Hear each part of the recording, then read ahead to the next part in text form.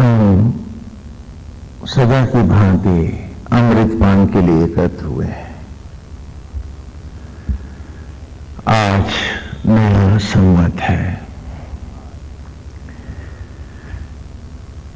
संवत 2055 का आज ही आरंभ है, नया वर्ष है और नवरात्र का शुभारंभ है। नवरात्र व्रत आदिकाल से बहुत महत्व है। समय के साथ बहुत सी बातें बदलती जाती हैं। अभी थोड़ी देर पहले हम लोग चर्चा कर रहे थे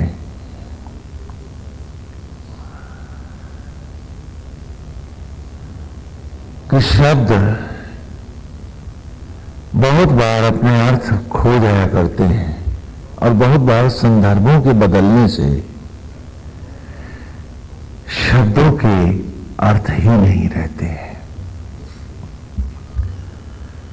जैसे उदाहरण के लिए लेते हैं, एक शब्द है विवाह। जब भी ये शब्द आता है तो उसके साथ हर आदमी के मन में कल्पना उभरती है। शादी का मंडप, पंडित, वर, वधू, अग्नि का कुंड, परिक्रमाएं, फेरे, ये सब आपके दिमाग में इस शब्द के साथ ही एक कुछ संदर्भ लेकर के एक तस्वीर प्रकट हो जाती है। लेकिन यही शब्द शादी, विवाह, जब किसी पाश्चात्य के मस्तिष्क में उभरता है तो उसके दिमाग में ये संदर्भ नहीं आते। एक चर्च आता है, पादरी आता है, कुछ लोग आते हैं, तो वहां इसी शब्द से संदर्भ बदल जाते हैं।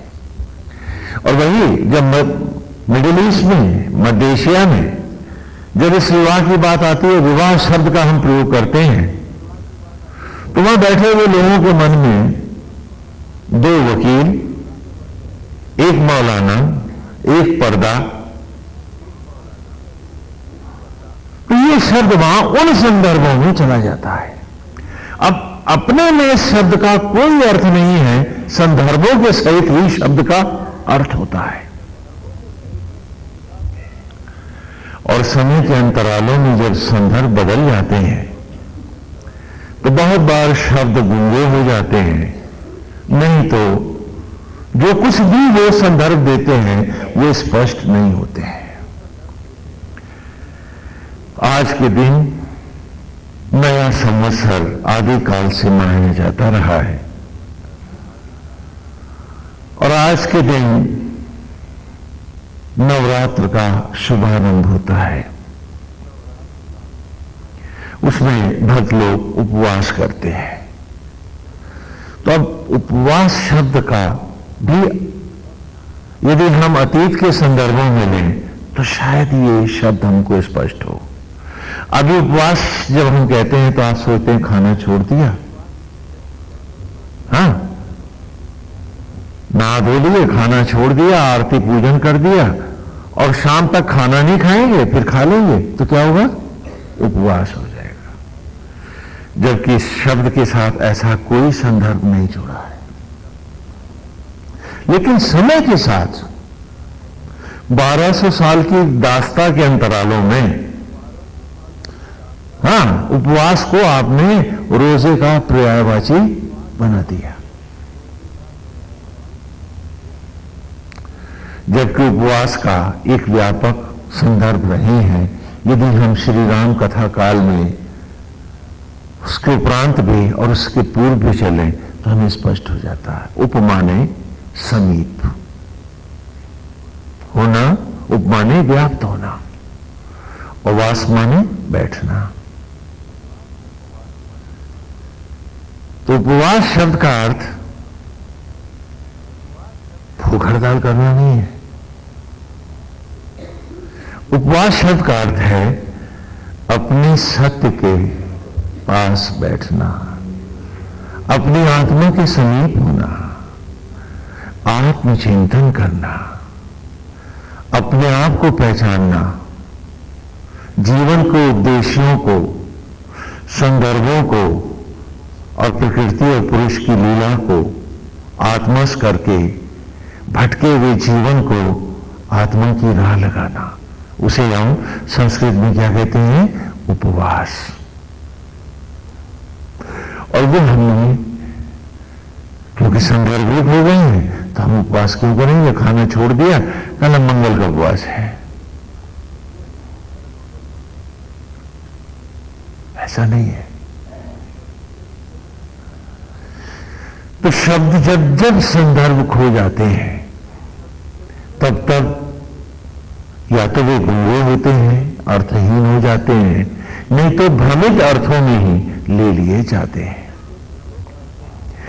इसलिए किसी भी युग और काल की जब चर्चा करें हम, तो हम अपने आप को, अपनी मनस्थितियों और विचारों को भी उस युग और काल के समीप करने का प्रयास करें, तो संदर्भ सही रहने से हमें शब्दों के अर्थ भी सही मिल जाते हैं। उपवास में अवश्य अल्प भोजन लेते हैं। क्यों लेते हैं?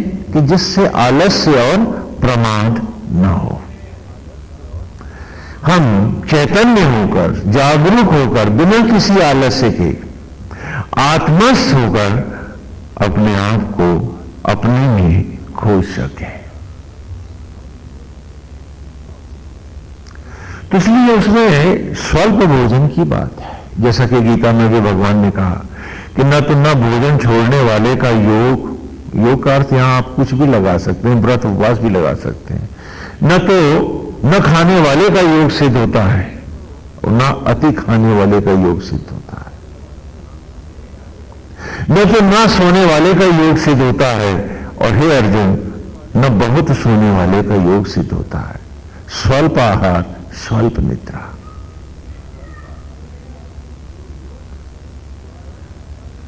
तो योग है, उपवास है, व्रत है, जो भी है, उससे हमारा यही तात्पर्य है कि आज हम आत्मस्थ होंगे।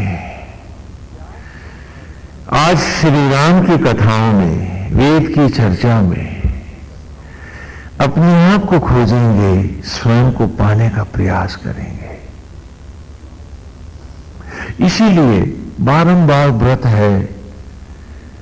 हाँ, त्रयोदशी का है, कोई पूर्णिमा का रखता है तो कोई अमावस का रखता है। क्यों? क्योंकि हम अपने आप को अपने सत्य के साथ जोड़ना चाहते हैं। जीवन के मूल्यवान क्षणों को हम यूं ही नष्ट नहीं करना चाहते।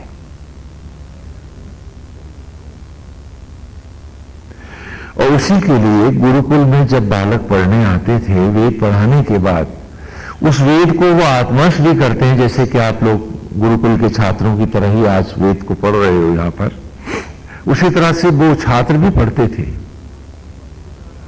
तो वहां उनका एक उद्देश्य है कि पढ़ने का अर्थ पढ़ना नहीं है। पढ़ने का अर्थ उसको जीवंत रखना है, अपने जीवन में, व्यवहार में, आचरण में और सबकॉन्शियस में, मन स्थितियों में उसको विचार बना के रखना है। पिछले रविवार को भी हमने यही चर्चा की थी कि हम मंच की लीलाओं को ही लीला समझते हैं और भूल जाते हैं कि हमारा अपना जीवन संपूर्ण स्वयं में रामलीला है। लीलाओं का प्रचलन गुरुकुल की शिक्षा में इसीलिए किया गया कि जिससे बालकों को वेद आत्मस्थ कराए जा सके और उन्हें हम ये सत्य बढ़ा सकें कि आपका बाह्य जीवन केवल एक नाटकीय औपचारिकता है, लीला है। और उसी को हम यहां वेद की ऋचाओं में पढ़ रहे हैं। जैसे कि ऋग्वेद के आरंभ में हमने जाना कि आत्मा ही यज्ञ का अधिष्ठित देव है, वही आचार्य है। जबकि हम देखते हैं आचार्य तो बाहर बैठता है। दूसरे सूक्त में मलुछंदा ऋषि ने हमें पढ़ाया कि प्राण वायु यज्ञ का उपाचार्य है, जो आत्मा के साथ उपाचार्य होकर इस देह में विराजता है। तो बाहर आया हुआ उपाचार्य अच्छा भाग जो है वो प्राणों की भांति है। तो हमने प्राण वायु की स्तुति करी।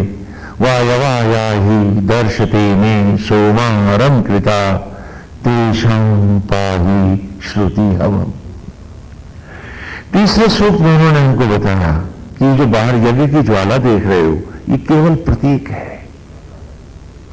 ब्रह्म ज्वाला ही यज्ञ की ज्वाला है, क्योंकि इन्हीं अग्नियों में यज्ञ होकर भस्मी पेड़ों के गर्भ में अन्न में लौटती है, और वे अन्न ही पुनः नाना देहों में इन्हीं ब्रह्म ज्वालाओं में जब यज्ञ होते हैं तो वो शिशुओं का रूप पाते हैं। हाँ, यथा देह यथा संतति में प्रकट होते हैं। तो ये ब्रह्म ज्वाला उस ज्वाला की प्रतीक है जो तेरे भीतर है।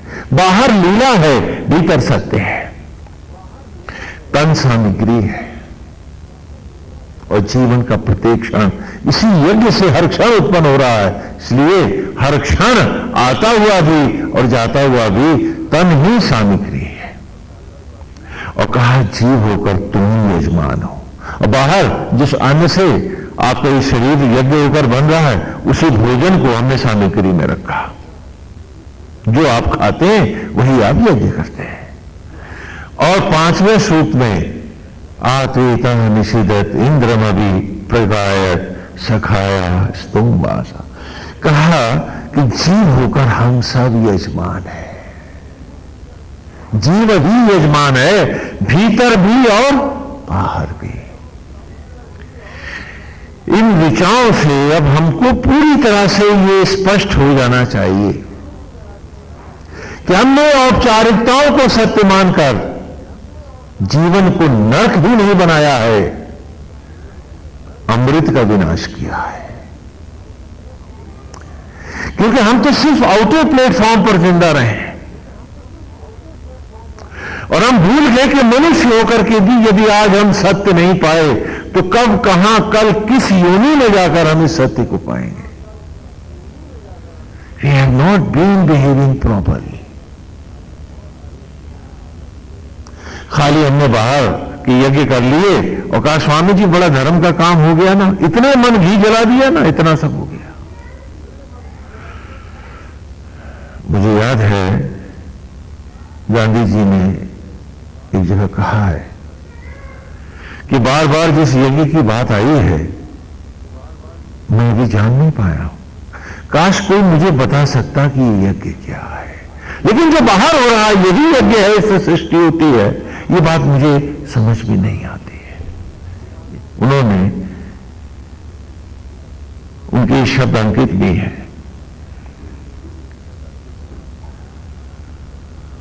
और वो यज्ञ ये है कि आत्मा ही यज्ञ का अधिष्ठित देव है। अगनिम ईले पुरोहितम यज्ञस्य देवम ऋतबीजम होताहम रत्नधातमम, कि आत्मा ही यज्ञ का अधिष्ठित देव है जो आ उ मा ओम है। अग्नि प्रलय का देवता महाशिव है। पुरोहितम संपूर्ण सचराचर को तत्व रूप ज्ञान रूप प्रकट करने वाला परम ब्रह्म है। और ऋतविजम उन्हीं बिंदुओं को सृजन के द्वारा जीवंत खिलौनों में लौटाने वाला और पालने वाला महाविष्णु है। आ उ मा ओम है। आ से अस्तित्व तत्व धारक ब्रह्मा, ऊ से उत्पत्ति सृजन सृजक विष्णु, मां से मृत्यु मृत्युंजय महेश। ये आत्मा ही यज्ञ का अधिष्ठित देव है। और बाहर की यज्ञशाला में जो आचार्य बैठा है वो आत्मा की भांति ही हम उसका वर्णन करें, ऐसा प्रथम सूत्र में ऋषि ने बच्चों को बताया कि ये बाहर का यज्ञ इस यज्ञ को पढ़ाने के लिए जिससे सचराचर उत्पन्न होता है। इसमें अमीबा और बैक्टीरिया की, डार्विन या मार्टिन रेल की बात नहीं है। जैसे चिता की राख यज्ञों के द्वारा पेड़ों के गर्भ में वनस्पतियों में लौटती है, वो यज्ञ ही यज्ञ है। और उसी प्रकार ये वनस्पतियां भी जीव जब खाते हैं उनके शरीरों में ब्रह्म ज्वाला यज्ञों के द्वारा जिस प्रकार यथा संतति में लौटाती हैं, इसका नाम यज्ञ है। बाहर का ये यज्ञ छात्रों को उसी प्रकार पढ़ाने के लिए है जैसे प्राइमरी में हम बच्चों को पढ़ाते थे क से कबूतर, ख से खरबूजा, ग से गोभी। लेकिन समय के अंतरालों के साथ हम काखा गा भूल गए, कबूतर खरबूजा और गोभी गाते रहे और सोचा कि हमने बड़ा पुण्य का काम कर लिया है। पुण्य होता यदि हम इसे पहचानते, इसे हम समझते और उसको उसी की उन्हीं संदर्भों में ग्रहण करते और उसके लिए जरूरी था कि जिस युग की यह कल्पना थी उस युग की भाषा और संदर्भों से हम अपने आप को जोड़ते हैं। जैसे अभी बताया था कि विवाह अलग संदर्भों में एक ही शब्द के अलग संदर्भ हो जाते हैं, अलग कल्पनाएं हो जाती हैं। उसी प्रकार इस यज्ञ को पढ़ने के लिए हम में से कोई उस यज्ञ जाने को, उस कल्पनाओं के उस युग के साथ जुड़ने को राजी नहीं था। इसलिए शब्द तो रहे, अर्थ खो गए और अर्थहीन शब्दों को हम एक धर्म, एक समाज, एक संस्कृति बनकर मात्र ढोते रहे। हम भूल गए कि हमें संदर्भ खोजना है, हमें उस सत्य को जानना है और उसके लिए हमारे सौभाग्य से वेद आज भी धरती पर विद्यमान है। तो कहा आत्मा ही यज्ञ का अधिष्ठित देव है, आचार्य को बाहर, उसी को लीला में ग्रहण करो, अंतर में सत्य में आत्मा को ही यज्ञ का अधिष्ठित देव मानो, प्राणवायु को ही यज्ञ का उपाचार्य मानो। श्री राम के साथ उनके दूत पवन पुत्र हनुमान है, उसी प्रकार आत्मा के साथ यहां प्राणवायु ही पवन सुत है, उन्हें स्वीकार करो। और बाहर जो उपाचार्य आचार्य के साथ आए हैं उन्हें प्राणों की भांति ग्रहण करो। जो यज्ञ का कुंड है वो ब्रह्म ज्वाला है, यही सरस्वती है, लक्ष्मी है, दुर्गा है, पार्वती है, सभी कुछ ये है। अश्विना यज्वरी ऋषो द्रवत पाणी शुभस्पति पुरुभुजाचनश्रितम। यदि ढूंढ रहे हो ब्रह्म अग्नियों को, ढूंढ रहे हो, खोज रहे हो अपनी मां को, तो सत्य रूप भीतर है और लीला रूप बाहर है। तो ये दो जगत हैं जो हम एक साथ जीते हैं। एक सत्य जगत मेरे भीतर है और दूसरा लीला जगत बाहर है। इसीलिए ईश्वरीय लीलाओं के द्वारा बाहर मैं आपको लीला जगत पढ़ाता हूं और वेद के द्वारा आपके अंतर में मैं आपको सत्य जगत पढ़ाता हूं। यदि बाहर लीला जगत में होकर सत्य जगत होता, एक प्रश्न है, तो यकीन जानिए आज जिन बेटा बेटी के लिए आपको नींद हराम है, आप केवल उन्हें लादते नहीं, बनाना भी जानते, फिर परमात्मा नहीं तुम बनाते हो उनको। लेकिन आप तो बॉडी का एक सेल भी नहीं बना पाए, एक उंगली नहीं बना पाए, और आपको अपनी ये नपुंसकता याद नहीं आई कि लीला जगत में मंच पर लड़का पैदा नहीं होता, केवल भजन गाया जाता है, वह प्रगट कृपाला दीन दयाला। मंच पे लड़के पैदा नहीं होते, अभिनय होता है। उसी प्रकार तुम अभिनय भर ही तो बाहर कर रहे हो, इसलिए तो बेटा बेटी बनाना नहीं जानते हो, केवल गाना जानते हो। लेकिन जब जब वेद का ज्ञान लुप्त हो जाता है, हम लीला जगत को ही दुर्भाग्य से सत्य जगत मान लेते हैं, तो हमारी अवस्था ऐसी हो जाती है कि न घर के न घाट के,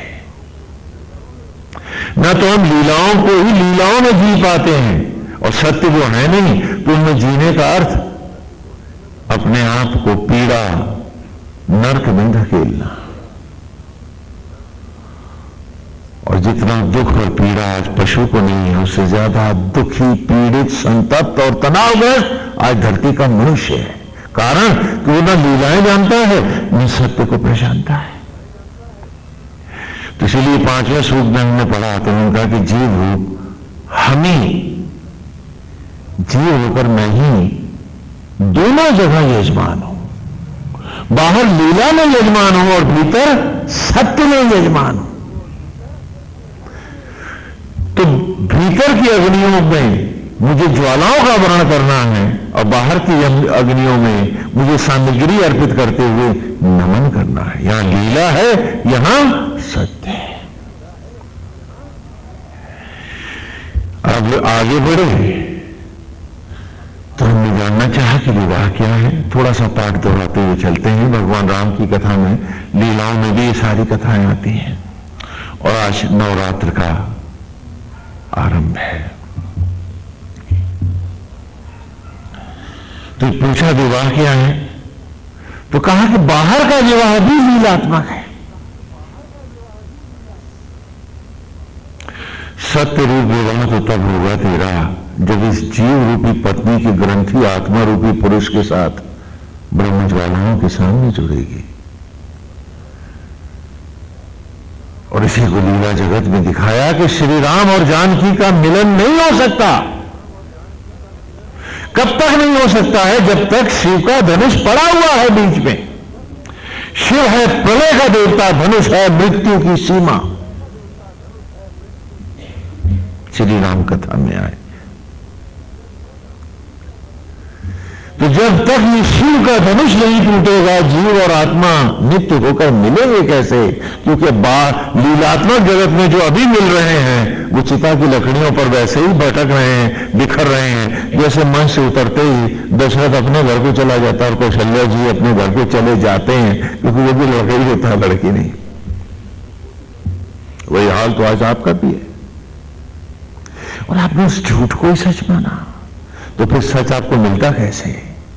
चले थे आप दिल्ली के लिए, पहुंच गए मलियाबाद, कहने दिल्ली आ गई, तब आप आगे जाना क्यों चाहोगे?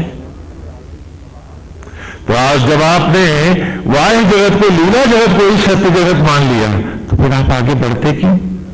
आगे आपकी जिज्ञासा आती कहां से? और मलियाबाद दिल्ली नहीं है तो आप कभी भी संतुष्ट हो ही नहीं सकते। मलियाबाद तो मलियाबाद है। तो लीला जगत तो लीला जगत है, वहां आपको आपकी प्रश्नों का उत्तर मिल ही नहीं सकता। वहां तो लीलात्मक समीकरण है, तो उत्तर सत्य में कहां से आ जाएगा? यहां सत्य के समीकरण भीतर थे, भीतर जाते तो उत्तर पाते। और वहां तो हमारी सोच ही नहीं गई, हमारी कल्पना ही नहीं गई, हमने कभी जानना ही नहीं चाहा अपने आप को। इसलिए हम केवल मटेरियल प्लेटफॉर्म पर कंफ्यूज होते रहे। अभी भी एक भक्त हमसे कह रहे थे थोड़ी देर पहले, कह रहे थे स्वामी जी आध्यात्मिक होकर के कहीं मटेरियल भी जिया जा सकता है? मैंने कहा मैं कैसे कहूं कि जो आध्यात्मिक होकर मटेरियल जगत को नहीं जिया, उसने तो पिशाच और पशु को भी लज्जित किया। आज जब धरती का मनुष्य केवल मटेरियल जगत में जी रहा है तो उपमातीत हो गया है। देखो ना, बहुत से घटिया जानवर होते हैं, घटिया, दूसरों का खून पीते हैं, खटमल है, जोंक है, मच्छर है, अच्छे तो नहीं मानते इनको, लेकिन इनमें भी अनुशासन है कि अपनी जात बिरादरी का खून। और जब मनुष्य सिर्फ मटेरियल जगत में रहता है तो अपने घर के ही नहीं छोड़ता, मां बाप नहीं छोड़ता, नाता रिश्ता नहीं छोड़ता। तो मैं इनकी उपमा खटमल से भी तो नहीं दे सकता, जोक से भी तो नहीं दे सकता, मच्छर का भी अपमान हो जाएगा अगर मनुष्य को इनसे उपमा देने लग गया मैं। और अभी भी वो मुझसे पूछ रहे कि आध्यात्मिक होगा फिर मटेरियल जगत में कहीं जिया जा सकता है स्वामी जी? मेरी समझ में नहीं आता कि खटमल, जोंक और मच्छर से भी निकृष्ट भी कोई उपमा ढूंढी जा सकती है।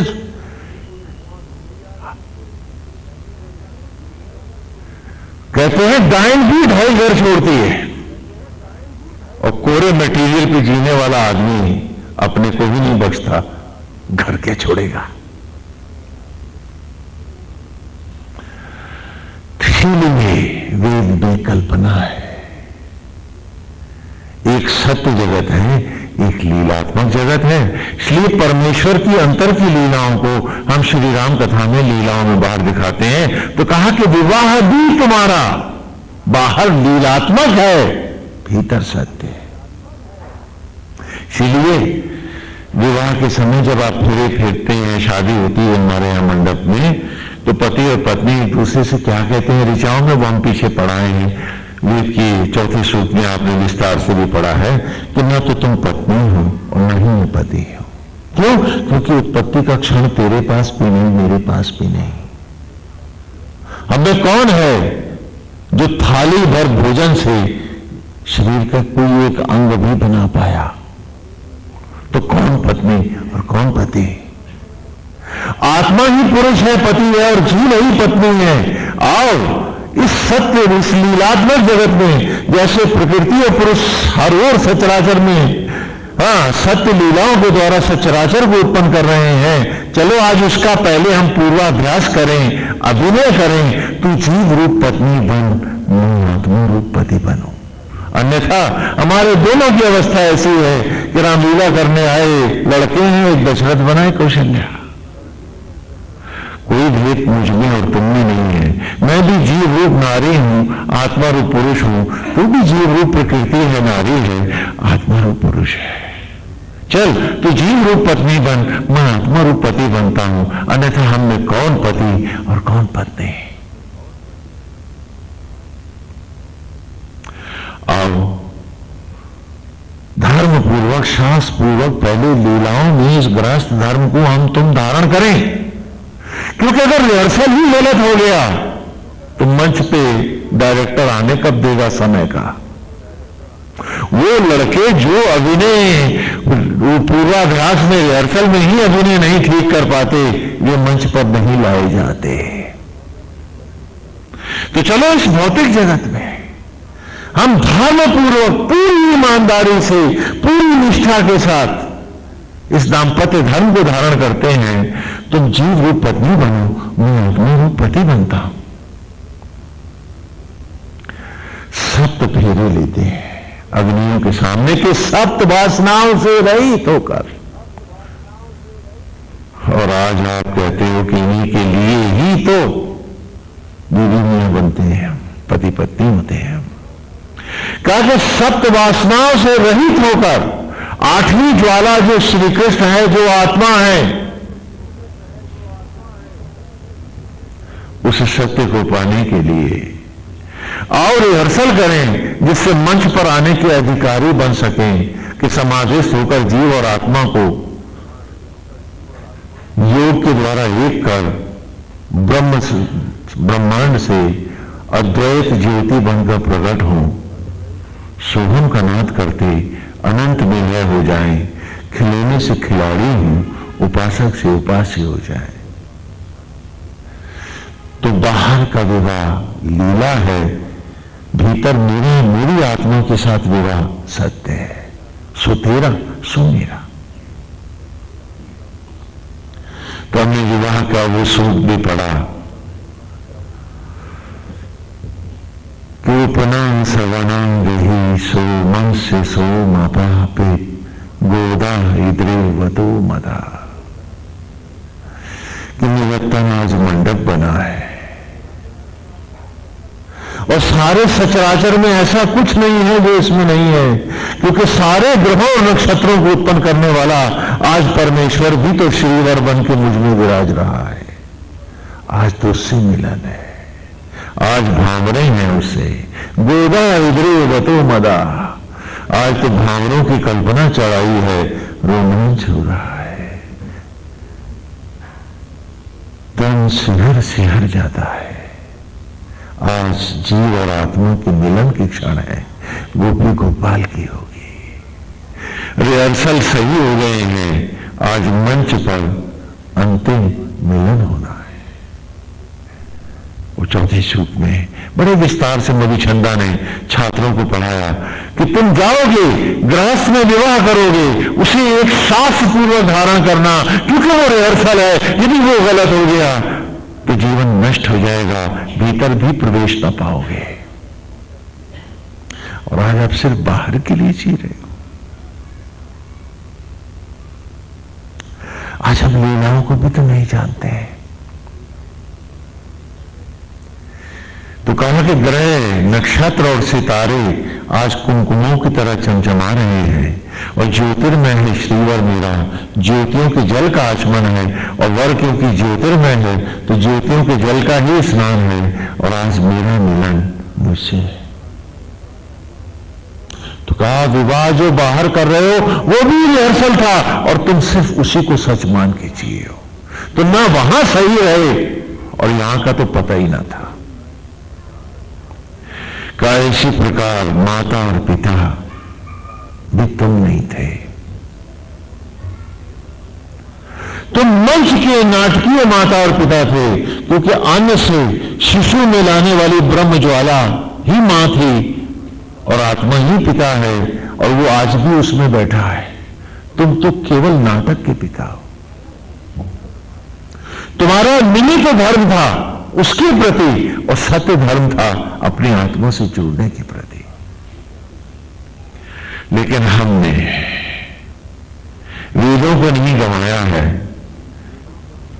जीने की राह ही गंवा दी है। और उसी को 8वें सूक्त में हम लेके चल रहे थे, जैसे कि भगवान श्री राम की कथा में। आज भी आप सोचते हो कि स्वामी जी कोई ऐतिहासिक घटना हुई होगी। दुर्भाग्य है कि भोजपत्र जल गए तो इतिहास आपका वहां फूक गया। अब आप अध्यात्म में इतिहास खोजना चाहते हो। आप भूल गए कि गुरुकुल के पाठ्यक्रम है ये, और मेरा उद्देश्य एक इतिहास को जीवित रखते हुए हर बालक को उसका नित्य स्वरूप पढ़ाना है, उसकी जीवन की लीला दर्शानी है।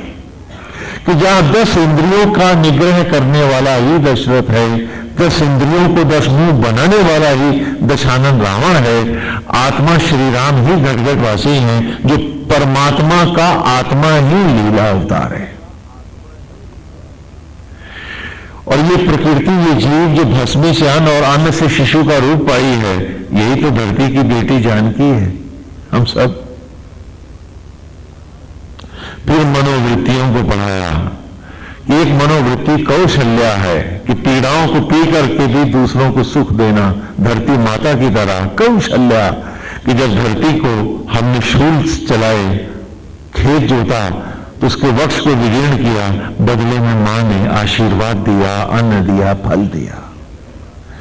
कि जब पीड़ा देने वाले का भी तू भला करना चाहे, न कि बदले में उतर आए, तो जानना कि तेरी मनोवृत्ति कौशल्या है।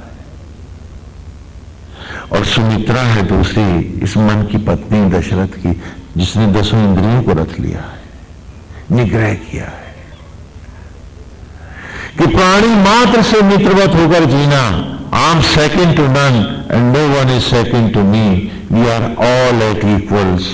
कृष्ण के सखावाद को सुमित्रा यहां दर्शा रही है कि उसके 2 बेटे हैं, दोनों बराबर से, एक केकई के बेटे के साथ है तो दूसरा बराबर से कौशल्या के बेटे के साथ है। सुमित्रा के 2 बेटे, समभाव है।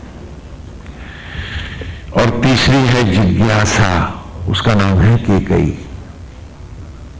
ये जिज्ञासा ना होगी तो तू वेद क्या पढ़ेगा, ये जिज्ञासा ना होगी तो तू भगवान की कथा भी क्या सुनेगा, और ये जिज्ञासा ना होगी तो तू घर भी क्या फूकेगा। तो केकई दोनों काम करती है। इस जिज्ञासा मनोवृत्ति को यहां केकई के रूप में हम दर्शाते थे, क्योंकि जिज्ञासा नहीं तो पिपासा नहीं तो पाओगे क्या। और इस प्रकार हर बालक को उसका संपूर्ण जीवन मैं श्री राम कथा में पढ़ा था। नवरात्र में बड़ी सुंदर लीलाएं भी होती थी, इन दिनों में भी होती थी। नवरात्र क्यों मनाते थे?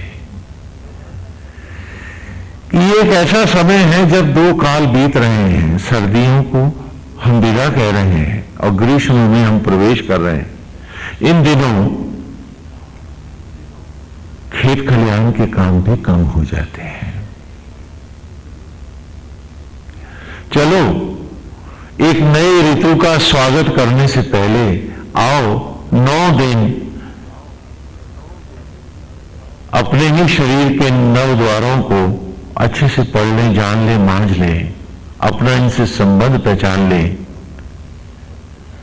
और इस दुर्गा में, ब्रह्म ज्वाला में, इस मन की एक एक इंद्रिय के अभिशाप को चलाते चलें, जिससे जो नया जीवन, जो नया संवत्सर हमें मिला है, नारायण की कृपा से हमें 1 साल और जो जीने को मिल रहा है, उसे हम पूरी भक्ति से उद्देश्य पूर्ण बनाकर जी सकें। संवत नया है, आओ नए सिरे से आत्मशुद्धि करें, आओ अपने आप को धो डालें, आओ अपने आप को मान डालें। श्री राम की कथा, वो लीलाओं के द्वारा जो सत्य हम गुरुकुल में पढ़ के आए हैं, चलो आज हम नवरात्र में आज उनको मांस डालें, उनको धो डालें, एक बार फिर अपने आप को नया कर लें। जब संवत नया हो रहा है, चलो हम भी अध्यात्म में फिर से नए हो लें। जो भूल गया है उस पाठ को दोहरा लें। आओ 9 दिन उपवास करें, उपमाने समीप वास माने बैठना, आत्मा के समीप बैठें। आओ आत्म संज्ञेय हो, आओ आत्म तत्व को पाएं, आओ वेदों को दोहराएं, आओ जीवन को उद्देश्य पूर्ण बनाएं। हाँ, औपचारिकता और सत्य का भेद जाने और उनको दोनों जगह हम पूरी ईमानदारी से निर्वाह करके दिखला दें।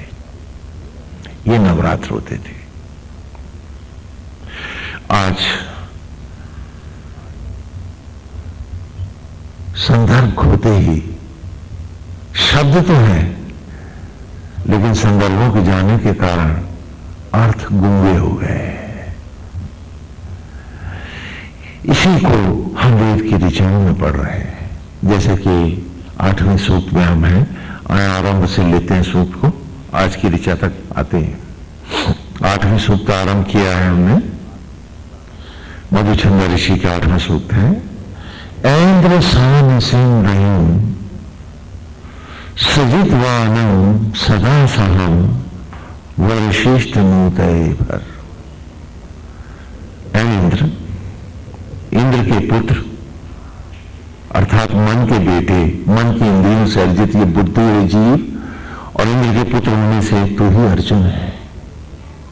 जैसा कि महाभारत की लीलाओं में भी हम बराबर आपस में चर्चा करते आ रहे हैं कि 10 इंद्रियों के अर्जन से अर्जित होने के कारण मैंने आप सबको अर्जुन कहा है। 10 इंद्रियों के अर्जन से अर्जित होने के कारण जीव को अर्थात आप सबको, बुद्धि को मैंने क्या कहा? अर्जुन। और क्योंकि मन की इंद्रियों से ही एक जन्म का ज्ञान है आपके पास, इसलिए आप किसके बेटे हैं? मन के अर्थात इंद्र के भी पुत्र हैं। ये शरीर ही तो रथ है जिस पर जीव होकर आप सब बैठे हैं, और आत्मा श्री कृष्ण ही तो सारथी हैं जो आज भी सांस धड़कन से इस रथ को चला रहे हैं। यज्ञोपवीत जनेऊ गांडीव है और मायाओं का महासमर महाभारत है। और इस ऋचा में संदर्भ फिर वही महाभारत में जाके खड़ा हो गया। कहा ऐन्द्र सान सिंह रहे, कि ये अर्जुन, आप समझ रहे हैं ना, आप सब कौन है? अर्जुन है। आत्मा ही आपका श्री कृष्ण है, शरीर रथ है, और जीवन का हर क्षण महाभारत है। तो यहां इस ऋचा में ऋषि स्वयं से और हम सब भी अपने आप से कह रहे हैं कि रे जीव, सान सिंह अजर अमर रश्मियों को उत्पन्न करने वाले, जो हर क्षण तुझे सींच रहा है, जो तेरे रोम रोम में तुझे स्नेह दे रहा है, जिसकी दया से ही अनुभूतियां हैं, आज उस आत्मा को, गोविंद को पहचान ले। शीघ्रता से उससे निपट, उस आत्मा से सत्यनिष्ठ हो। औपचारिकताओं को सत्य बनाने वाले प्रेत योनियों को पाते हैं। सत्य को सत्य जान और आत्मा के सत्य से लिपट जा। तो ऐन्द्र सान सिंह रहे, सजित वानम, जो हर जय को दिलाने वाला है। बुद्धि विवेक सोच समझ भी तो उस आत्मा की दया से है। वो हटे सब मिट जाएगा। जो दंभ लिए घूमता है कि मैंने ये कहा और मैंने ये किया और मुझसे द्वारा ये हुआ, वो ना होता तो तू कहां होता। अरे तोड़ दे आज इस अंधता के दंभ को, उतार फेंक गांधारी की पट्टियां जो स्वयं बांधे है दंभ की आंखों पर अपने, खोल दे इनको। और आज उस आत्मा को, उस सत्य को पहचान जिसके स्पर्श से तू बोल रहा है, सुन रहा है, चल रहा है, और जिसके कारण ही हर जय है। आज पिता का सम्मान पा रहा है तो भी उसी की कृपा से, क्योंकि तुझे तो उंगली भी बनानी नहीं आई। वो ना होता तो ये परिवार की जय कहां होती, ये घर घरौंदे कहां होते, ये नाते और रिश्ते कहां होते। तो सजित्वानम जो हर जय को दिलाने वाला है, आज उसी ईश्वर को बुलाए बैठा है और वहां खाली औपचारिकता कर रहा है कि स्वामी जी व्रत रख लिया मैंने, आरती का थाल घुमाया हूं मैं, और जो औपचारिकता थी उसी सत्य बनाए बैठा है।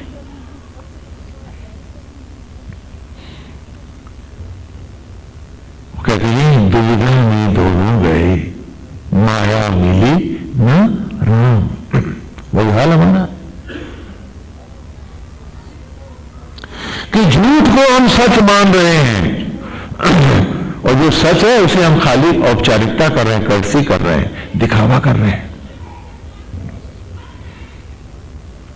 तो कैसे पाएंगे हम ईश्वर? कैसे जीवन हमारा सुखी होगा? कैसे उद्देश्यपूर्ण होगा जीवन हमारा? तो कहा सजित्वानम जो हर जय को दिलाने वाला है, आज वही बोला है। और सदा समम और जो तेरा नित्य साथ करने वाला है, सदा साथ करने वाला है, जो तुझे सदा अपना संग देने वाला है, जो सबका सखा है, जो तेरा साथी है सदा साम। कि जीवन जब शेष हो जाएगा, रात अंधेरी होगी, नाते हुए रिश्ते छोड़ जाएंगे तुझे, घर बार भी तेरा, द्वार भी तेरे ना होंगे। चिता की लकड़ियों पर ये शरीर है, उसकी परछाई भी छूट जाएगी जब तुझसे। तो मेरे जीव जिस योनि में तू जाएगा वो आत्मा होकर फिर तुझे साथ देने आएगा। ऐसा प्यारा साथी भूला है तुझसे, ऐसा प्यारा साथी भूला है तुझसे कि सिर्फ वही साथ जाएगा तेरे, सिर्फ वही साथ जाएगा सदा साम। वरिशिष्टम उतये भर, वरिशिष्टम उतये भर। हाँ, संधि विच्छेद कर दिया कि उसकी महानतम रश्मियों से, उसकी ज्योतियों से, उसके आत्मा के अमृत से, अमृत ज्ञान से आज अपने जीवन के घट भर ले। लिपटना है तो उससे, उस जहाज से क्या लिपटना जो डूब जाएगा, जो पार कर दे लिपट उससे। जिसने सदा पार कराया है वही आगे भी कराएगा, और वो तेरा अंतरात्मा है। शरीर तो रामलीला कमेटी का कपड़ा है, इसे तू साथ न ले जाएगा, क्योंकि कल जो दूसरा जीव आएगा उसको भी तो उस कपड़े की, वस्त्र की जरूरत होगी। हाँ, तो सदा सहम उस नित्य साथी से, उसके अमृतमय रश्मियों से, ज्योतियों से अपने अंतर के घट भर ले। घड़े भरने के लिए जब आप गुरुकुल में छात्र थे तो आसान बात थी, अब वरिशिष्टम उतये भर के साथ ये भी तो है कि जो पहले भर रखे हैं घड़े, भले वो खाली कर दे। वो जो सारा कचरा सांसारिकता और भौतिकता का लपेटे बैठा है, उस नरक को निकाल, मन के घट को धो और फिर भर ले। अब ये इस ऋचा के साथ ऋषि को पता नहीं था कि कलयुग में और जोड़ना चाहिए था। आप लोग अपनी ऋचा में जोड़ ले, क्योंकि आज आप घड़ा भरोगे कैसे? कई भरे घड़ों में पानी भरा करता है, पहले खाली करो।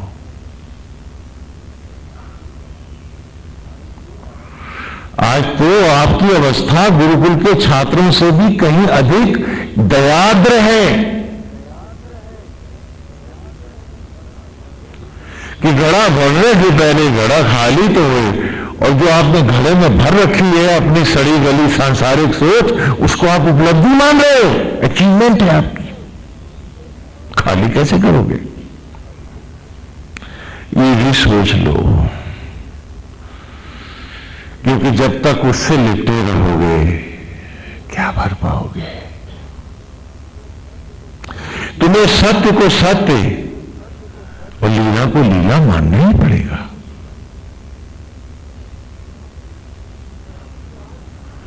क्योंकि आज यदि लीला को तुमने सत्य मान लिया तो लीला भी तुम्हारी नष्ट होगी और सत्य तो मिलेगा नहीं। क्योंकि लीला जो राम की दिखाई थी वो लीला आपकी थी कि आपको वायु जगत में ऐसा आचरण करना है, दशरथ के रूप में इस तरह बिहेव करना है, कौशल्या बन के आपको ऐसे करना है, राम बन के आपको ऐसे करना है। क्या आप में से कोई कर सकता है? क्योंकि जब आप कंफ्यूज हो गए, आपने लीला को लीला ही नहीं माना, सत्य मान लिया, तो राम की सामर्थ्य तो आप में है नहीं। तो अब उन परिस्थितियों में आप क्या करोगे? झूठ बोलोगे, बेईमानी करोगे, धोखा देना चाहोगे, ईर्ष्या के, क्रोध और लोभ के वशीभूत हो जाओगे। कारण कि तुम ये सोच रहे हो कि लीला नहीं, ये तो सत्य है और राम की सामर्थ्य नहीं है। तो क्या करोगे? रावण से सामर्थ्य लाओगे। तो लीला भी गई और सत्य भी गया। तुम न इधर के रहे न उधर के रहे। यदि वायु जगत को तुम लीला मानते तो झूठ क्यों बोलते, पाप क्यों करते?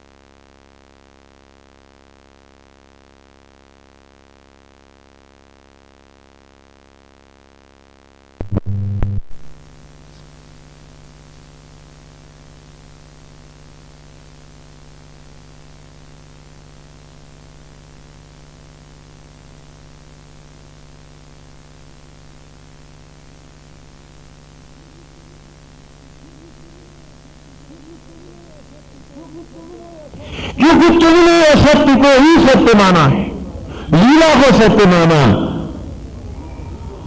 और बीज ही जब गलत हो गया तो फसल तो चौपट थी ही। आज वही तो अवस्था है।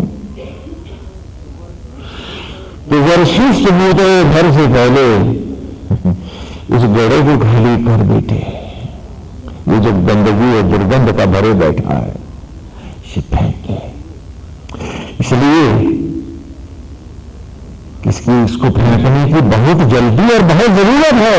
कारण कि कल वक्त तुझे फेंकने जा रहा है चिता की लकड़ियों पर, तुम्हारा नहीं है। अब नहीं फेंकेगा तो कब फेंकेगा? कल जब वक्त फेंकेगा तब तेरे पास फेंकने का भी तो कुछ नहीं होगा, साहस भी ना होगा, क्योंकि तू खुद ही फेंका जाएगा। हमने पढ़ा वेद की नियम मुष्टि वृत्रारुण हो तो सो निर्वता, कि जो हर मुट्ठी को, जकड़न को तोड़ने वाला है, आवागमन का नाश करने वाला है, उसकी हत्या करने वाला है, आज वही कृष्ण भूला हुआ है। नियम मुष्टि हत्या, कि जो हर आवागमन के, मौत के हर बंधन को तोड़ने वाला है, ये जो मृत्यु को मृत्यु देने वाला है और तुझे अमर करने वाला है। अब वो आदमी ही बिछड़ गया। नियम मुष्टि हत्या निवृत्ता ऋण भावये, कि जो हर असत्य अज्ञान के अंधेरे बादलों को काट छाट कर घटाकाश को, मन को निर्मल करने वाला है, आज वो आत्मा भूला हुआ है।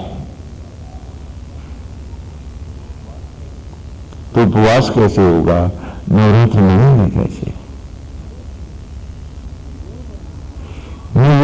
मुष्टि हत्या, कि जो मृत्यु को भी पराजित करने वाला है, जो हर घुटन को तोड़ने वाला है, जो जीव को अनंत करने वाला है, ये वृत्राद्रोण धाम है। और जो हर असत्य और अज्ञान को, जो भटकाओं का विनाश करने वाला है, त्रियतासो निर्वता, कि नंगे हो गए शरीर को कपड़ा जो ले गई कमेटी वाले चिता की लकड़ियों पर तुम्हारा, त्रियतासो निर्वता, उस नग्नता को ज्योतियों के अमर वस्त्र पहनाकर तुझे अमर करने वाला है।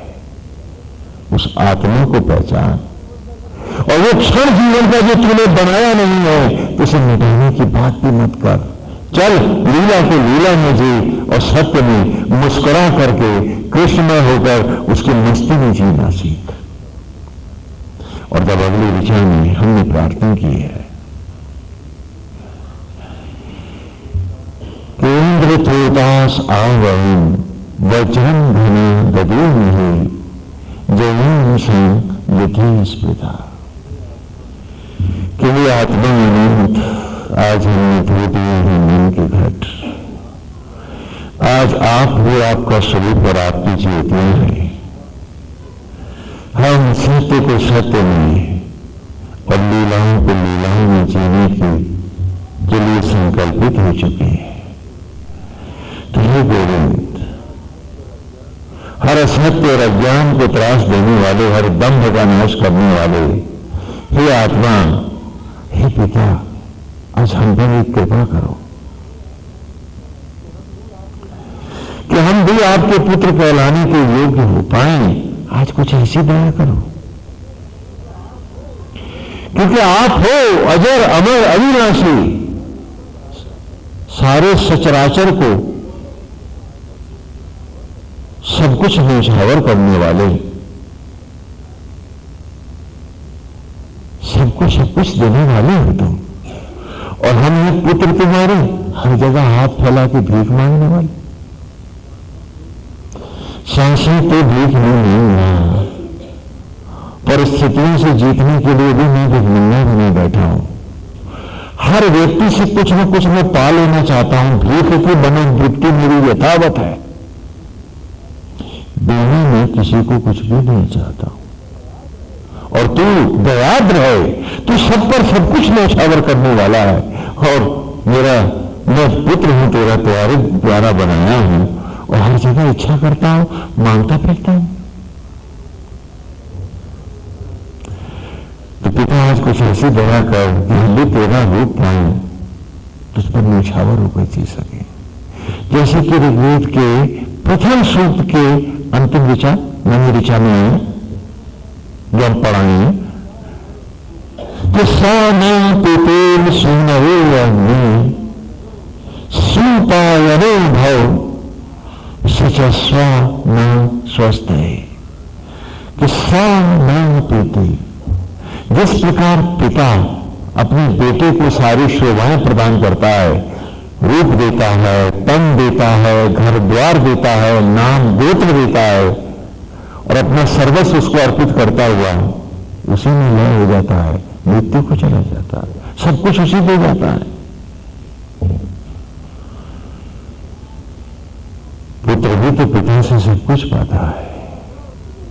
तो सोना पिते, तो जिस प्रकार पिता पुत्र से सारी शोभाओं को पाता है, हे आत्मा, हे ईश्वर, सा ना पिते सुनरे, हम सबको उत्पन्न करने वाले, सुनने मैंने पैदा करने वाले, हे आत्मा, हे ईश्वर, हे अग्नि, सुपायनो भाव, हम भी तेरे स्वभाव से युक्त हो सकें। क्योंकि बेटा वही जो पिता का रूप पाए, उसका गुण पाए, उसकी राह पाए। सचस्वा न संस्थे, सचस्वा, उससे संयुक्त होकर के दिखाए, उसकी शोभाओं से, रूप से, गुण से, और उसी में स्वस्थ है, स्व में स्थित होकर, उसी में स्थित होकर दिखाए, तो बेटा है वो। वह कलंक ही तो हूं अपने पिता के नाम पर, कि वो ये सचराचर का स्वामी, कण कण को ज्योतिर्मय करने वाला, दुर्गंध को सुगंध बनाने वाला, और हम सुगंधित जीवन को दुर्गंध बनने जाते हैं और कहते हैं कि हम बड़े धर्मात्मा हैं, हम बड़े ज्ञानी हैं, विद्वान हैं। दूसरी चीज में भी हमने कहा है, वो अपने से भी, अपनी आत्मा से ही भीतर बैठ के अपने को पुकार के कहा है कि इंद्र के उदास है कि हे आत्मा, हे ईश्वर, हे महान, हर संताप को नष्ट करने वाले, अज्ञान को मिटाने वाले, वयम, हम आवाहन कर रहे हैं, हम सब हे आत्मा आपका अपने अंतर में, हे प्रभु हम तेरी ओर झुक रहे हैं, हमसे आवाहन है तुम्हारा, हम तेरी ओर आ रहे हैं। वज्रम घना दबी नहीं, ये जो दया, कृपा, ज्योति, अमृत का जो वज्र है, वज्र माने जो अजर अमर है, जो अभेद है, वज्र कहते हैं, इंद्र के शस्त्र का नाम है, और इंद्र है बादलों का राजा। तो ये क्वांटिटी तड़क आप देखते हैं ना, बिजली, तो उसको भी संस्कृत में क्या कहते हैं, वज्र।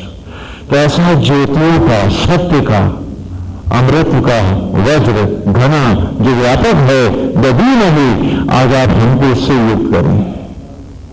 ये सांसारिकता, ये सोच, ये सड़ांग, इन सबसे हम दूर हटाए। नारायण हम आप ही को अर्पित हैं, वज्रम घना दबी नहीं, वो हमको प्रदान करें। जीवन की हर जय में आप ही हमारे साथ हो, आप ही हमारे सम्मुख हो, जिससे हम कभी बंध को प्राप्त न हो। हाँ, और हर स्पर्धा में कि जब हम लड़ रहे हैं तो भी हमें ध्यान रहे कि गोविंद आप हैं, सिर्फ आप है। और हर स्पर्धा में, जय में, जीवन के हर क्षण में आपका जो ज्योतियां हैं वही वास करें, और हम ज्योतिर्मय होकर जी सकें, तो जीवन को हम सार्थक बनाएं। उसके बाद अगली विषय में हमने पढ़ा कि वयम शूरेभिर्वस्त्रिभिर् युजा वयम संशयम प्रतन्यता, कि वयम शूरेभिर्, कि हम सब हे पिता आपके शौर्य से संयुक्त हों, न भीख मांगे, न भिखमंगे बने, न झूठ और पाप का सहारा लें, हमारे पास भी आपका सत्य हो, वो ज्योतियां हो। वयम शौर्य भी, हम आप ही के शौर्य और कोई और अस्त्र शस्त्र से सज्जित हो, जीवन रूपी इस महासमर में, महाभारत में हम भी भारत बने और एक योद्धा की तरह जीवन के संग्राम को जीतें। तो वयम शौर्य भी अस्त्र हो, इंद्र त्वया युजा वयम, हम सबको संयुक्त करें अपने शौर्य से और अपने शस्त्रों से, अस्त्र और शस्त्र से, कि हम सहारा झूठ का न लें, हम पाप का न लें, हम प्रपंच का न लें। अपनी कमजोरियों को छिपाने के लिए हम मुखौटों की संस्कृति में न जाएं, हिपोक्रेसी के नकली चेहरों पर चेहरे न चढ़ाएं, हम 10 इंद्रियों को 10 मुंह बनाने वाले दशानन रावण की तरह 10 सर वाले में बन जाए।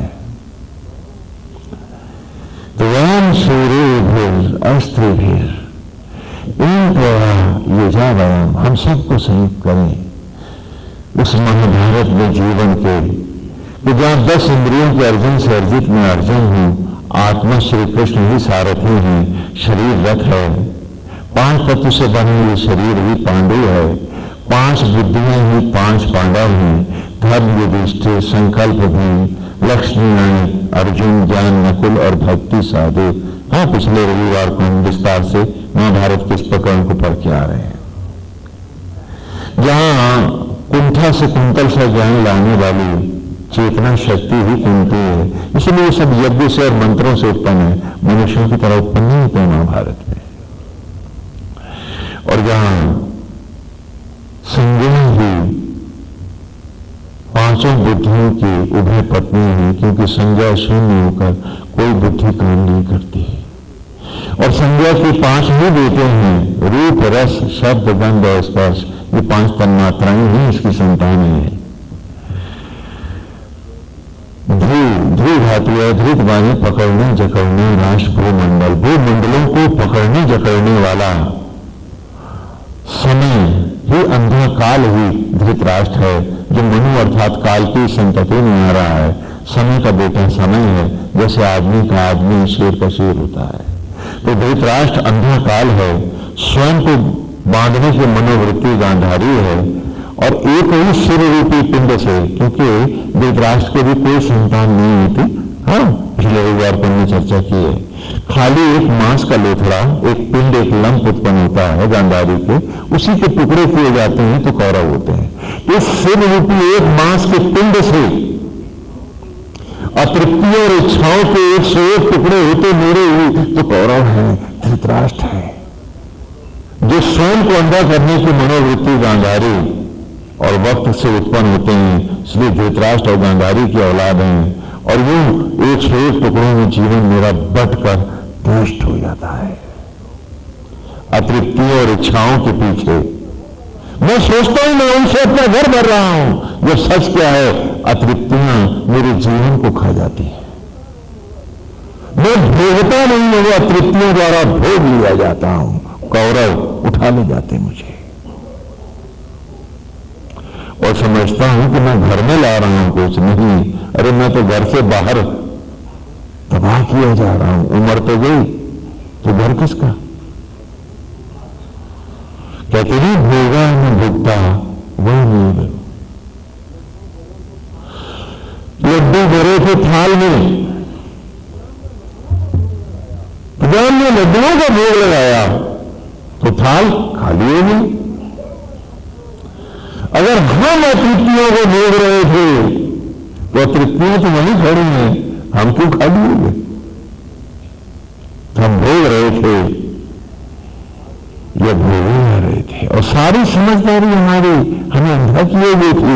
ये गांधारी की पट्टी में थी तो क्या था? वो वर्ष जो बिता आए तुम क्या लौटा के दिखा सकते हो इसको? तो तुम बोल रहे हो ये बोले जा रहे हो।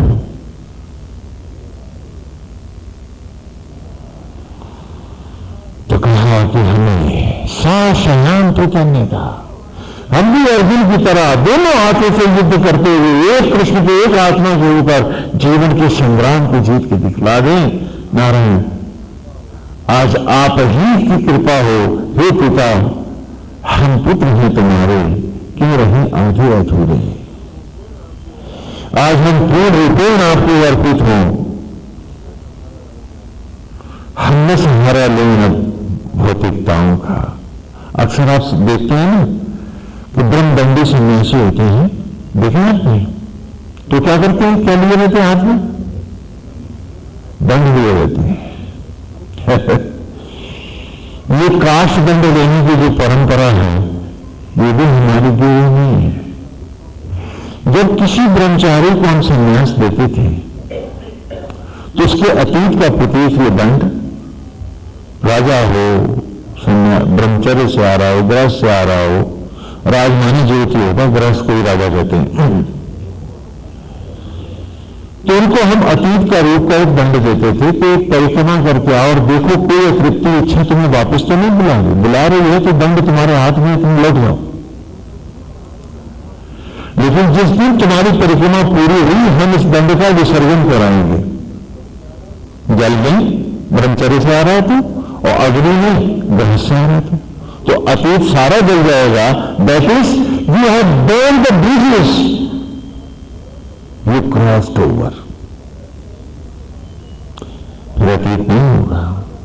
और तो पहली बार बाहर का काष्ठ दंड जब तुम फेंक दोगे तब तुम क्या कहलाओगे? ब्रह्मदंडी, आत्मदंडी। लेकिन आदि शंकर की परिक्रमा पूरी नहीं हुई थी, वो लौट के पहुंच नहीं पाए अपने गांव, और मध्य में उनका लोभ हो गया। तब से ये नई परंपरा चल गई, दंडाधारी, काष्ठ दंडधारी न कि ब्रह्मदंडधारी। ये नई परंपरा वहीं से चली है। अन्यथा दंड का विधान है, इसे अधिक समय तक नहीं रखा जाता।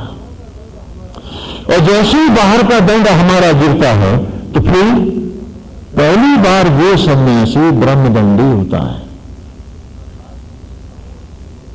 अर्थात अब आत्मा ही मेरा सहारा है। सारे समाज को, सचराचर को आत्मिक जानता हुआ प्राणी मात्र की सेवा करूंगा, इच्छा किसी से नहीं करूंगा। तो फिर भंडारे के लिए रसीदा नहीं जाएंगे, चंदे नहीं बटोरेंगे। जब आत्मा ही मेरा दंड है, जो भी विधि राघव राम ताही विधि रही है। बाहर इच्छा भी तो नहीं करूंगा। जो दिया नारायण ने, जो ले गया नारायण ले गया, लाता हुआ वही, ले जाता हुआ वही। तो ब्रह्मदंडी उसको कहते हैं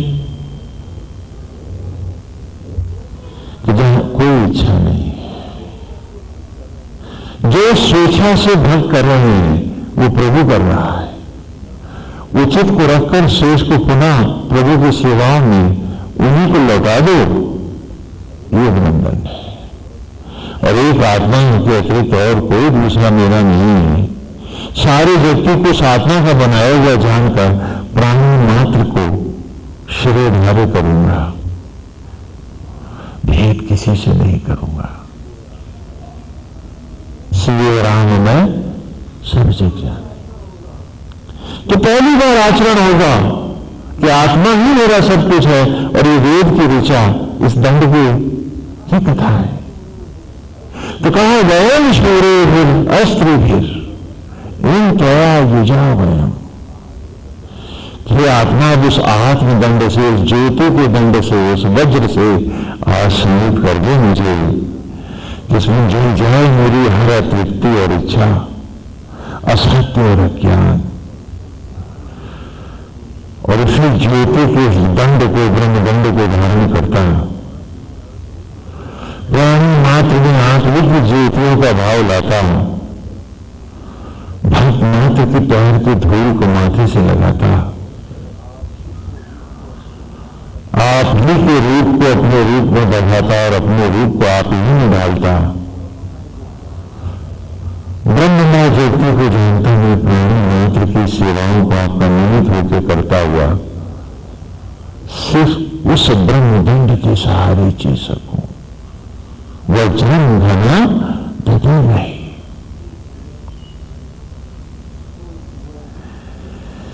फिर जुआ जीतूं या हारूं, जीतना भी और हारना भी निष्प्रयोजन हो जाएगा। और जब तक मैं जुआ हारूंगा नहीं, मैं देता रहूंगा कैसे। आज आप महाभारत का एक थोड़ा सा एक परिचय आपको देते हैं कि हर गृहस्थ उस युग में, क्योंकि अतीत को जानने के लिए अतीत के संदर्भों में जाना पड़ेगा हमें, तो वो समय था कि जब हर व्यक्ति जब जन्मता था तो शूद्र था, जन्मना जाए तो शूद्र। और इसीलिए आज भी जब बालक उत्पन्न होता है तो सूतकवास करता है, थाल का नाल काटने के लिए धान, चमार अथवा डूम जाति की नहीं आती है, दाई आती है। और जो चार बच्चा को उसका छुआ ही खिलाया जाता है, पक्के 20 बिजली वालों के यहां भी। और जब तक उसका लड़के का यज्ञोपवीत संस्कार नहीं होता, ब्राह्मण के घर में भी वो शूद्र कहलाता है। क्योंकि उस वक्त हम जानते थे एको ब्रह्म, कि जब एक ही पिता हम सबको उत्पन्न कर रहा है तो कोई जन्म व्यवस्था तो हो नहीं सकती, गुण कर्म विभाग से हो सकता है। तो इसलिए 11वें वर्ष में अथवा 9वें वर्ष में जब भी हमने उसका यज्ञोपवीत संस्कार 11वें वर्ष से करते थे, तो उसके बाद वो गुरुकुल में होता है। तो यज्ञोपवीत के उपरांत ही वो द्विज कहलाता है। और यज्ञोपवीत का रहस्य वेद की ऋचाओं में स्पष्ट कर चुके हैं कि डोरी डालने से कोई ब्राह्मण नहीं होता, क्योंकि डोरी तो पशु के गले में भी होती है।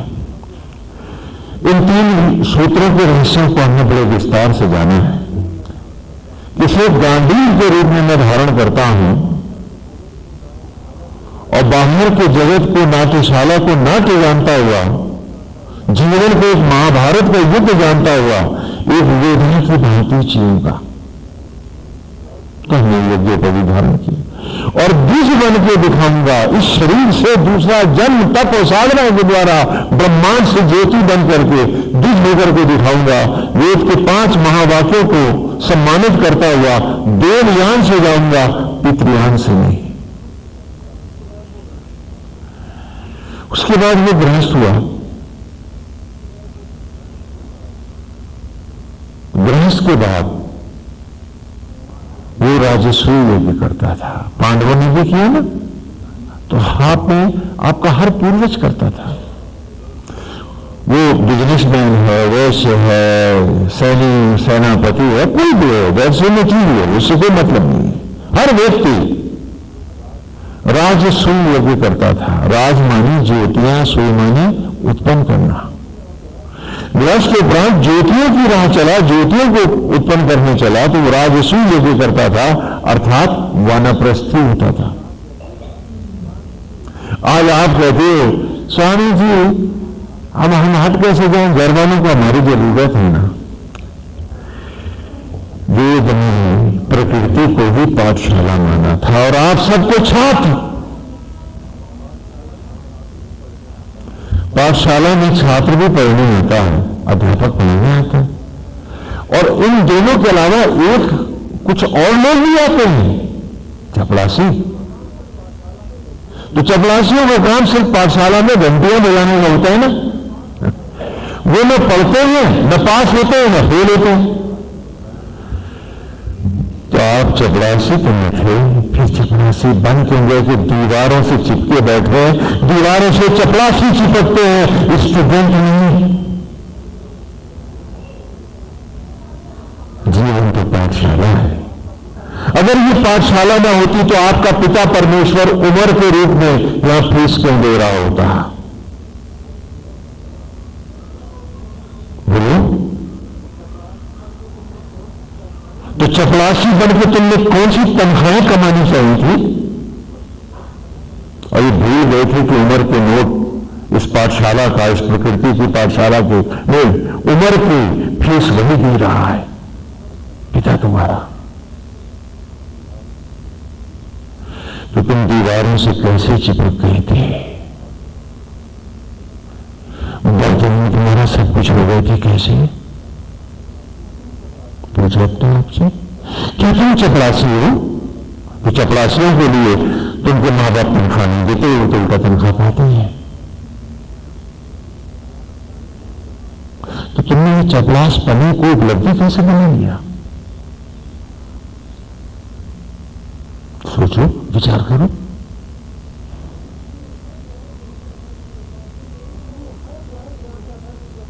तो इसलिए हर गृहस्थ जानता था कि चपरासी नहीं हूं मैं, छात्र हूं। अब अगली क्लास में आना है तो 12 वर्ष का वानप्रस्थ लेता था। तो वानप्रस्थ का अर्थ ये नहीं था कि भूमि शयन करूंगा, स्वाध्याय करूंगा, चिंतन करूंगा, घर गद्दी लड़कों को दी। अब तो एफडी करके रखता है, मर जाऊंगा तब लेना, पहले ना देता। क्या बात है, चपरासी पन्नी कितना बढ़ गया। तो मैं जीता जी जीता, हारा सो हारा, जीवन का जुआ मैं यहां हारा।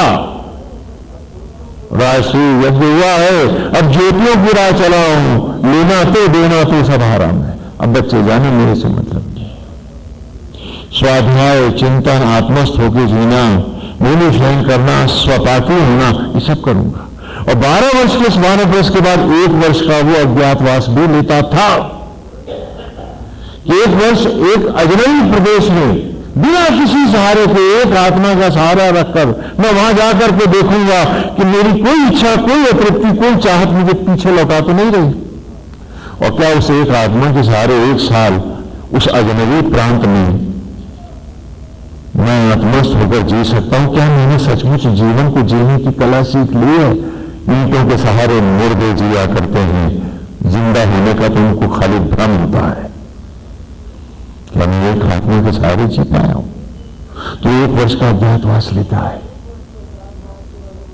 और उस 1 वर्ष के अज्ञातवास के बाद जब उसने देखा कि हां वो आत्मा सोकर सब में प्राणी मात्र में नारायण का भाव लाता हुआ आत्मा की मस्ती के साथ हर क्षण जी सकता है और कोई अतृप्ति और विषय उसके आसपास अब नहीं रहा है, सुधियों को भी उसने शेष कर दिया है, तो वो कुरुक्षेत्र में आता था। कुरुक्षेत्र नाम किसी युद्ध के कारण नहीं, कुरु यज्ञ के कारण पड़ा है। कुरु यज्ञ ऋग्वेद के पंचम मंडल में आगे हम आपको पढ़ेंगे, अभी तो प्रथम में है। ऋग्वेद के पंचम मंडल में कुरु यज्ञ की व्यापक व्याख्या है कि शरीर सामग्री को आत्म ज्वालाओं में यज्ञ करते हुए आत्मा के साथ अद्वैत का ब्रह्मांड से ज्योति बनकर प्रकट होना, संन्यास को प्राप्त करते हुए अनंत ज्योतियों में जाना, कुरु यज्ञ को धारण करना है। और कुरु यज्ञों के कारण ही इस प्रदेश का नाम कुरु क्षेत्र पड़ा था महाभारत से पूर्व में। तो इसी प्रकार के क्षेत्र जगह जगह बनाए जाते थे, वो आता है। और 18 दिन हर अतीत को जलाता हुआ सबकी चिताएं जलाता है, अतीत के सारे नाते रिश्ते विचार लेना देना सब जलाता है, और सबको उसके बाद अपनी चिता जलाता है। The man of the past is being reduced to ashes. I am not that person. I appear from the pyres of this yajna. इस यज्ञ की अग्नि से मैं प्रकट हूं। अग्नि ही मेरा रूप है। Flame is my verb, and flame be the ultimate. Like flame I shall move in the society. I must not discriminate between rich and poor, caste and creed, sex or anything. I shall be devotee to the devotees and master to none. मैं भक्त मात्र की पैर की धूल को माथे से लगाऊंगा और सदन में अपने महात्मा को देखूंगा, अन्य किसी का बड़ा नहीं बनूंगा। सब में संभाव कृष्ण का लाऊंगा। सीए राम ने तो ये 12 वर्ष का वानप्रस्थ है, और ये जुआ हारा। और देखो महाभारत युद्ध जीत गए ही पांडव के गद्दी पे चिपक गए। सवाल पूछ रहा हूं आपसे, नहीं ना? क्या किया? कहां को चल दिए? स्वर्गारोहण को। तो क्या आपको अभी भी महाकाव्य समझ में नहीं आ रहा? अभी भी नहीं समझ में आ रहा? अरे गद्दी जीती थी, बैठते वो तो उठ के चलती है, क्योंकि युद्ध लड़ा था कुछ पाने के लिए नहीं, एक आत्मा में एक होने के लिए, हर विषय को जलाने के लिए। तो गद्दी पे कौन बैठता?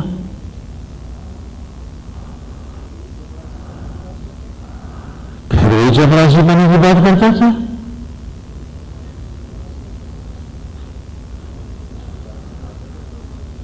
मैंने पिछली बार भी कहा था कि ब्रह्मा जी ने नाना प्रकार के जीव जंतु बनाए, मनुष्य भी बनाए। एक पशु जो ब्रह्मा ने नहीं बनाया था वो आप सबने बनाया है, उसका नाम है मटीरियल पशु, धन पशु। अब आप बताओ ब्रह्मा जी ने कब बनाया था? ये तो हम सबने बनाए, अपने आप को बनाया है। इसलिए तो आज ये अमृत हमारी समझ में नहीं आता है। इसलिए महाभारत को खोना एक अतीत का काव्य न समझो, इसके संदर्भों को खोजने चलोगे तो तुम्हारे पूर्वजों की कहानी है। ये हर घर की कथा है, हर व्यक्ति की कहानी। क्योंकि आज हम दीवारों से, ईंटों से लिपट गए हैं। मैं एक सवाल पूछता हूं आपसे, आपका लड़का तीसरी क्लास में पढ़ता है, दूसरी में पढ़ता है, और उसके बाद दूसरी क्लास में आपने नए स्कूल में उसको दाखिला करा दिया है, तो लौट के आया, बोले बेटे वहां मन लगा? बोले कमरा बहुत बढ़िया है, क्या फर्नीचर है बाबा है, और तस्वीरें भी बहुत अच्छी लगी हैं। पिताजी मेरा तो मन करता है मैं उसी क्लास रूम में हूं। बोले किताब भी पढ़ेगी? बोले नहीं। बोले क्यों? अरे बोला किताब पढ़ेंगे तो पास ना हो जाएगा तो कमरा में छूट जाएगा।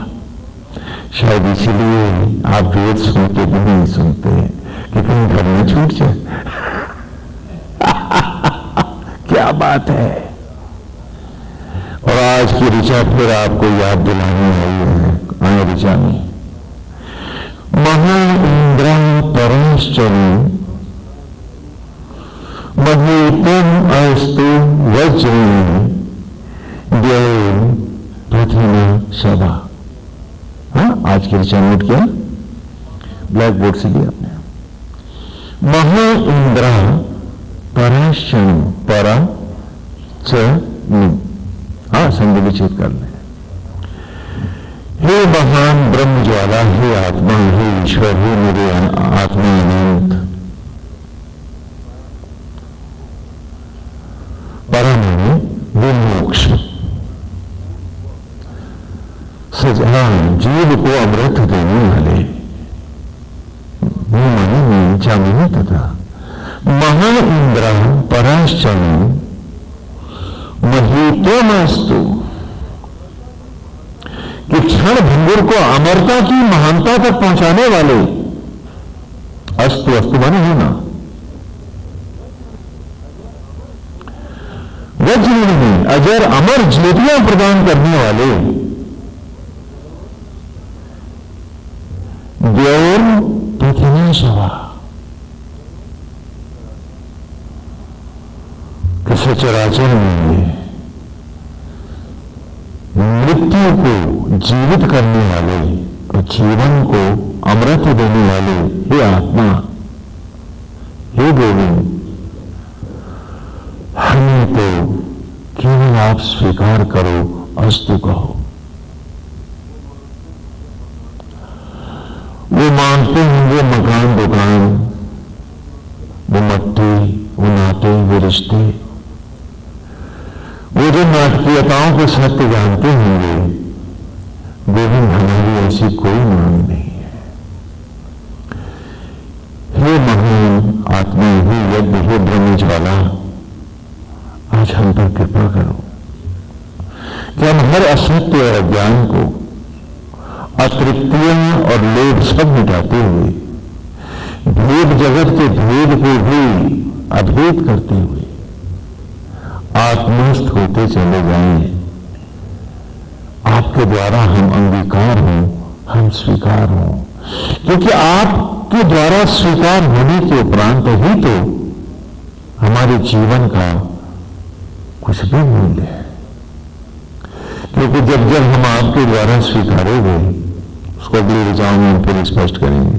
कैसे? कि दुर्गंध था मैं, में चितराया हुआ,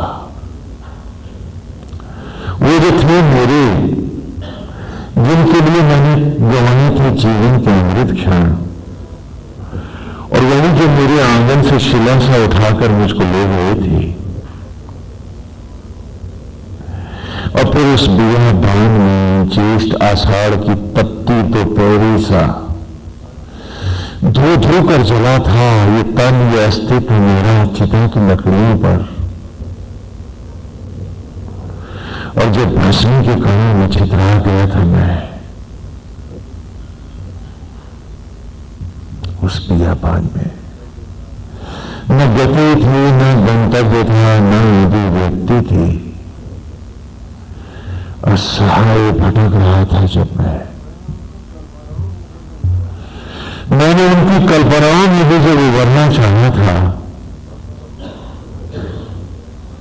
और स्वप्न में अचानक जब दिख गया था मैं उनको, जो मेरी सारी भौतिकताओं के अफसाने थे, और गर्व से कहते थे कि वो संकटें हैं मेरे, तो उनके स्वप्न में भी अचानक जब मेरी तड़प मुझे उभार कर ले आई, तो मुझे देखकर वो सब भयभीत हो गए, डर गए।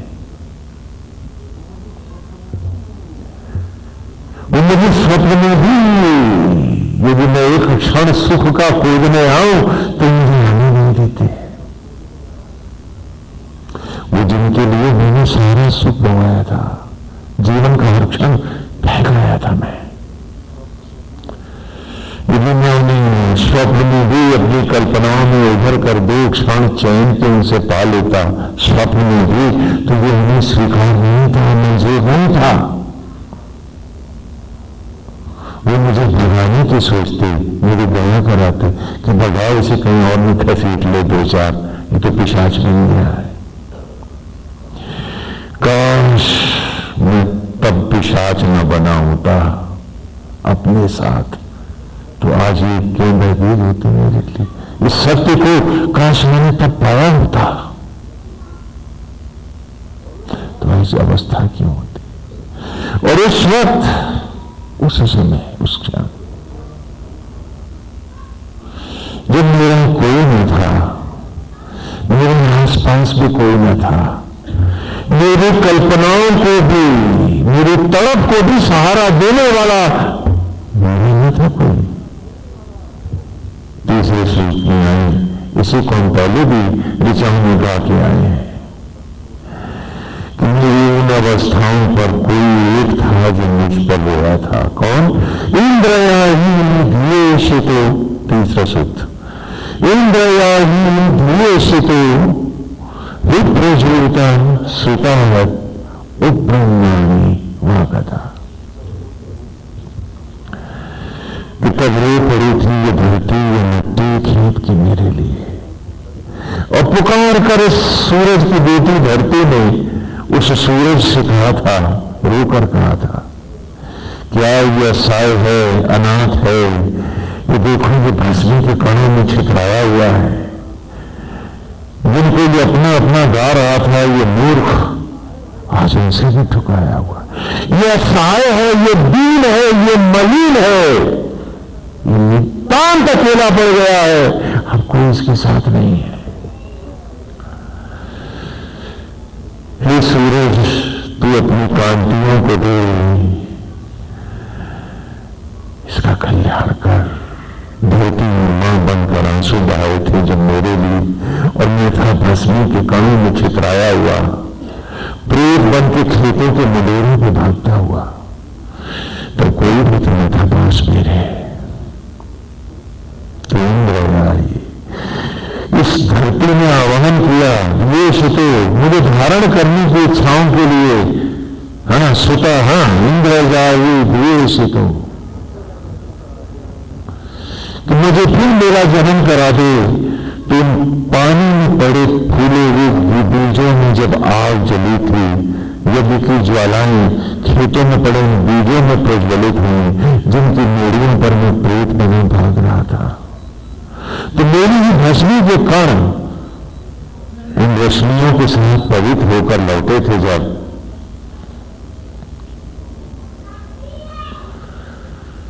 तो मैं भस्मी और दुर्गंध से पावन वनस्पतियों में लौट पाया था।